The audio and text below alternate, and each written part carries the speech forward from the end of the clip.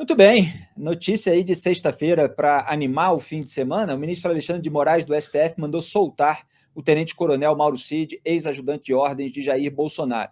O militar foi preso pela última vez em 22 de março, após o vazamento de áudios em que ele critica a corporação e os ministros do Supremo.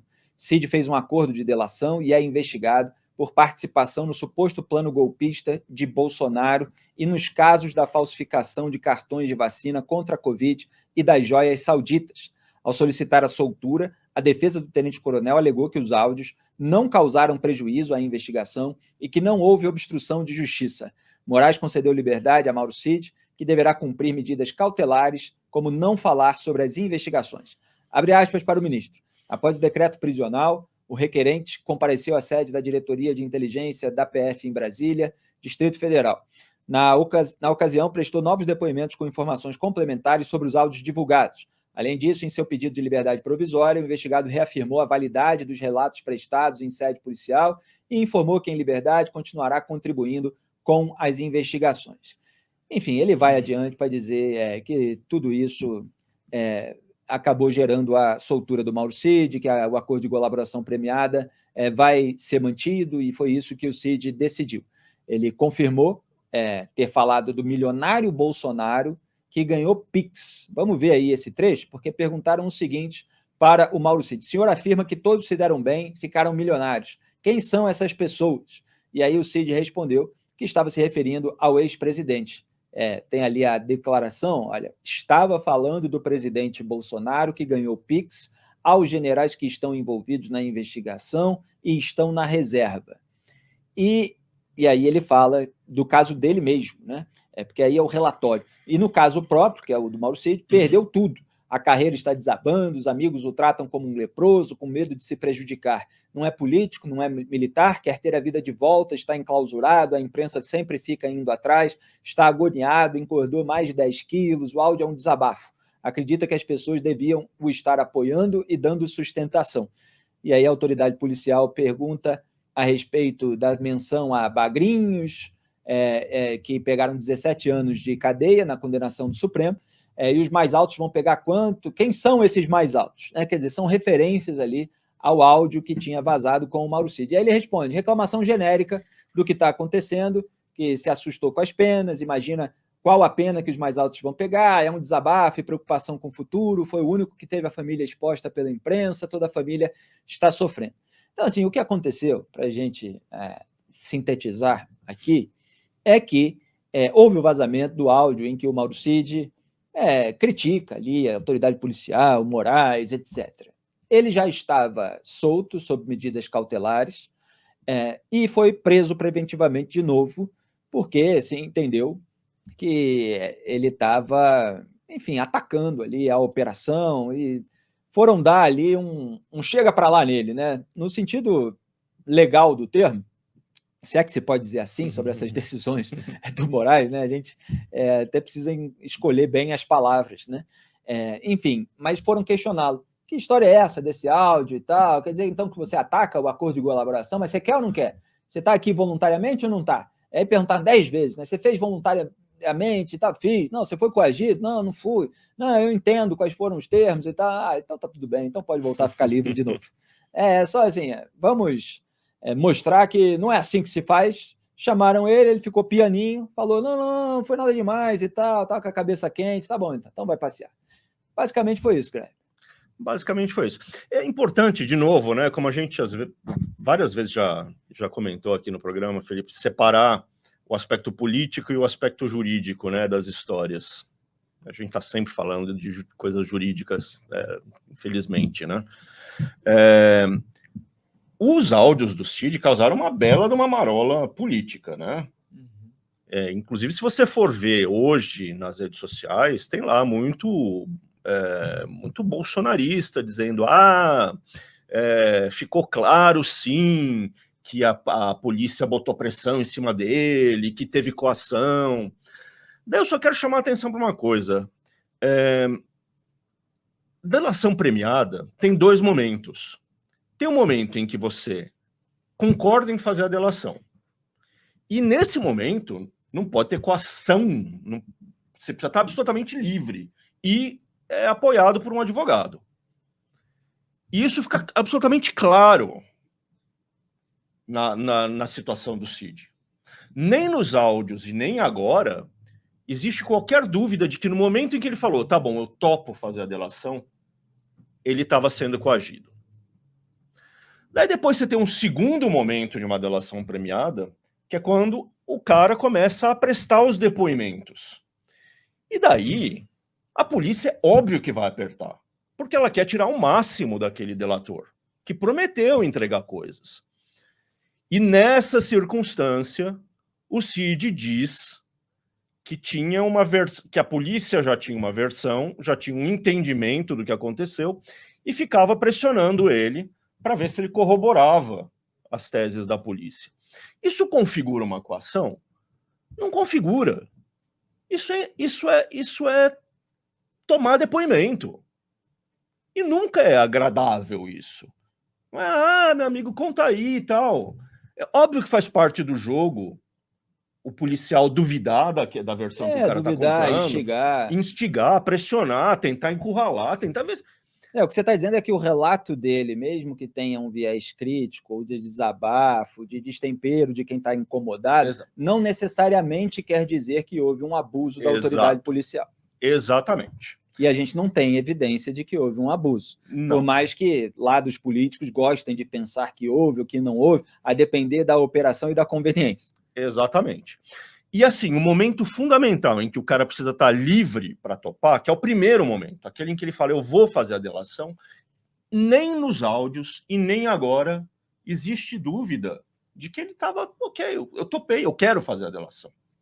Ele reitera essa ideia agora.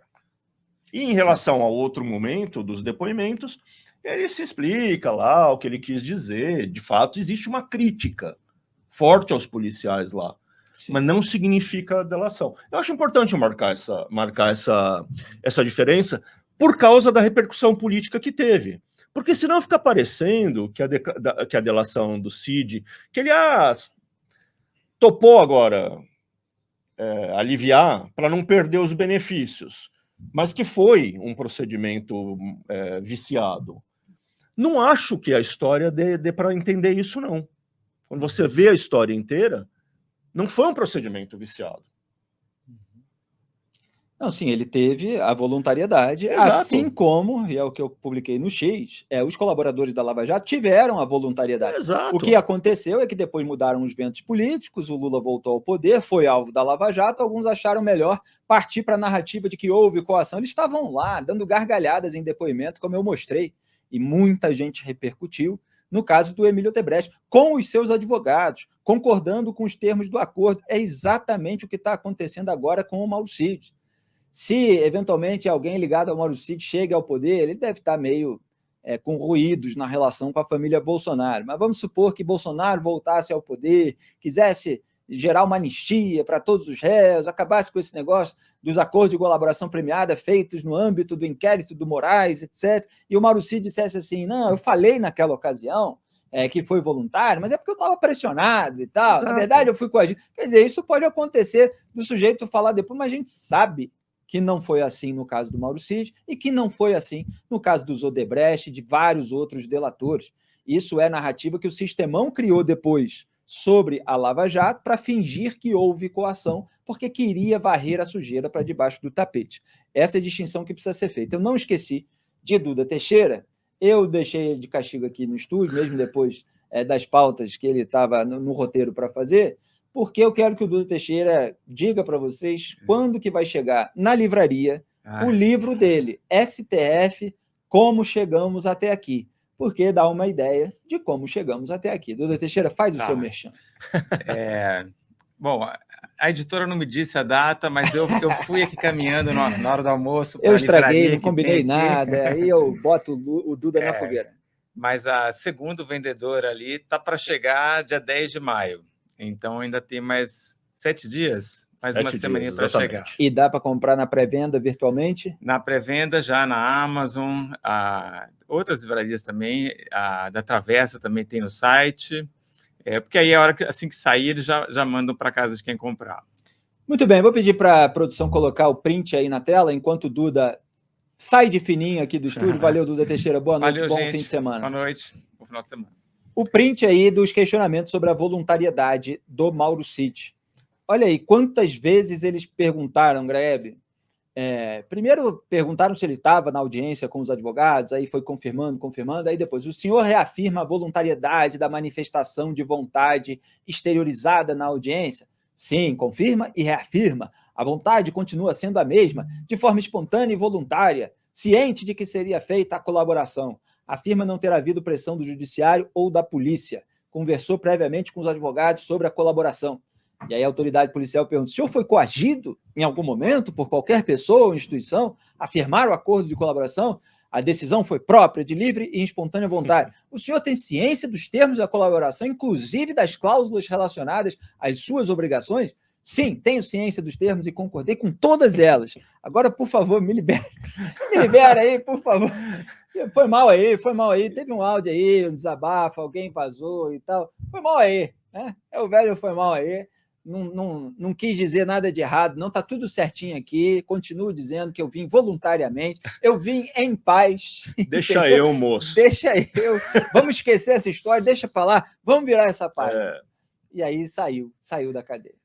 Cara, eu tô começando a achar que não vai dar certo delação premiada no Brasil mesmo. No Brasil é uma chanchada, né, Greg? É uma chanchada, porque os caras fazem a delação, pegam os benefícios, daí passa um tempo, eles falam, não, eu quero mais. E daí vai lá e tenta destruir a delação premiada. E os advogados, principalmente os advogados bambambãs, esses que ganham milhões de reais defendendo bilionários, né? Eles odeiam delação, porque a delação encurta o processo. A delação torna desnecessário aquele monte de chicana que os advogados criminais aprenderam a fazer. Torna desnecessário aquele processo que tem 258 pedidos de habeas corpus, recursos e malandragens. É aquilo, eu confesso, vou sair livre e pronto. Mas acho que não vai dar certo, Felipe. Acho que não vai dar sempre muita confusão. Aliás, é bom lembrar que Mauro Cid foi solto, ele foi preso de novo rapidinho depois desse episódio do áudio. Agora está solto de novo. Mas ele só foi solto a primeira vez depois que fez delação. Então, assim, ele fez delação enquanto estava preso. E o que os ministros do STF, como o Gilmar Mendes e sua turma, o sistemão, falavam a respeito da Lava Jato, inclusive manipulando a realidade, porque a maioria dos acordos de colaboração premiada no âmbito da Lava Jato foram fechados com investigados soltos e não com investigados presos. Houve alguns com investigados presos, mas não foi o número majoritário. E agora, 100% das colaborações fechadas ali nos inquéritos do Alexandre de Moraes, porque é o caso do Mauro Cid e teve o caso outro, qual foi? Rony Lessa, né? Que é uma outra investigação, evidentemente, sim, mas que também foi uma colaboração premiada fechada com o investigado na cadeia. Então, assim, a depender do crime, a depender do grupo político envolvido e tal, existe uma narrativa. Bom, e temos o caso do Silvinei Vasquez, que está preso há exatamente, sem denúncia. 5 ou 6 meses sem denúncia, né? E não quer dizer que a gente passe pano para aquilo que ele faz. Quer dizer que a gente aponta os métodos que são utilizados e não digo nem cobra coerência mais, porque não dá nem para dizer que a gente cobra a coerência do STF. A gente aponta insistentemente e reiteradamente a incoerência do ponto de vista das pessoas racionais preocupadas com a moralidade pública. Mas a gente aponta a hipocrisia, o duplo padrão, esse método de você se comportar conforme a conveniência. Então, eles acusam a Lava Jato de fazer aquilo que eles próprios fazem. A gente aqui não ergueu a voz contra possibilidade de se fechar acordo de delação premiada com gente que estava presa. A depender da circunstância, é legítimo. Agora, eles levantaram a voz contra isso e depois recorreram a esse mecanismo. E aí, a incoerência é toda deles.